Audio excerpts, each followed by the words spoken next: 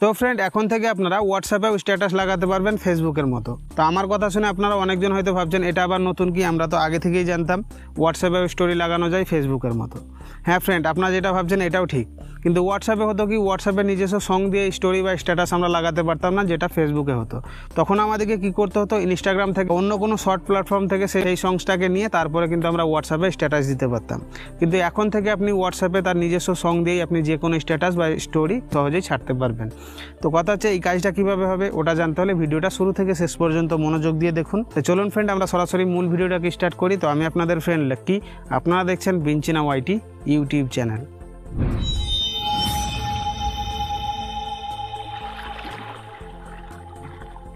তো এই কাজটা করার জন্য ফ্রেন্ড আপনার ফোন থেকে সরাসরি হোয়াটসঅ্যাপ অ্যাপ্লিকেশনটাকে ওপেন করে নেবেন।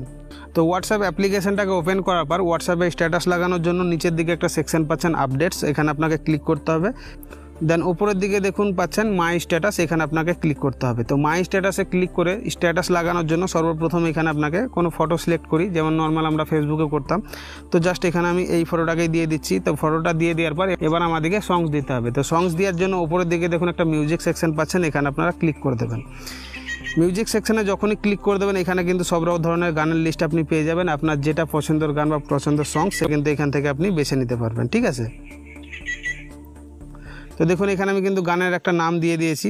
তো মনে করেন এই সংসটাকে আমি এখানে লাগাবো, জাস্ট এখানে আমি ক্লিক করে দিচ্ছি। তো এই গানটাকে সিলেক্ট করার জন্য এখানে একটা অ্যারো আইকন পাবেন, অ্যারো আইকন আপনি ক্লিক করে দেবেন। তারপরে এখানে কিন্তু অ্যাডজাস্টেরও অপশান আছে, আপনি এই গানটা কোথা থেকে কত দূর অবধি নিতে চান, মানে 15 সেকেন্ড তো নিতে পারবেন, বাট কোথা থেকে কতটা নিতে চান এরকমভাবে আপনি সিলেক্ট করে দেবেন। তারপরে ডান আইকন আপনি ক্লিক করে দেবেন, ঠিক আছে। তারপরে এখানে কিন্তু আপনার হয়ে গেল, মানে গানটা কিন্তু লেগে গেছে, ঠিক আছে। গানের পাশে দেখুন একটা ছোট্ট করে লোগো দেখাচ্ছে। আপনার যদি মনে হয় এই গানটা আমার পছন্দ নয়, পুনরায় মিউজিক সেকশানে আপনি ক্লিক করবেন। মিউজিক সেকশানে ক্লিক করার পর এই ডিলিট আইকন আপনি ক্লিক করে দেবেন। গানটা কিন্তু ডিলিট হয়ে গেল। পুনরায় আপনারা মিউজিক সেকশানে ক্লিক করবেন, এখান থেকে আপনার যে গানটা পছন্দ সেই গানটা কিন্তু এখানে আপনি নিয়ে অ্যারো আইকনে ক্লিক করে সিলেক্ট করে দেবেন। তারপরে এখান থেকে অ্যাডজাস্ট করে নেবেন। তারপরে ডান আইকন আপনি ক্লিক করে এখানে যে দেখতে পাচ্ছেন সেন্ড আইকন, এই সেন্ড আইকন আপনি ক্লিক করে দেবেন। সেন্ড আইকনে যখনই ক্লিক করে দেবেন আপনার স্ট্যাটাসটা কিন্তু হোয়াটসঅ্যাপে লেগে যাবে, ঠিক আছে। এখানে দেখতেই পাচ্ছেন মাই স্ট্যাটাস সেন্ডিং, মানে এখন লোড হচ্ছে, মানে স্ট্যাটাসটা লেগে যাবে। এবার আপনারা বলবেন এটা আমরা পাবো কোথা থেকে, আমাদের হয় না কেন। তো আপনাদেরকে বলে রাখি, আপনারা এখনও পুরনো হোয়াটসঅ্যাপ ব্যবহার করছেন, আপনারা সরাসরি প্লে স্টোরটাকে ওপেন করে নেবেন। প্লে স্টোরটাকে ওপেন করার পর এই সার্চ আইকন আপনি ক্লিক করে দেবেন। দেন এই সার্চ বারে আপনাকে লিখতে হবে হোয়াটসঅ্যাপ।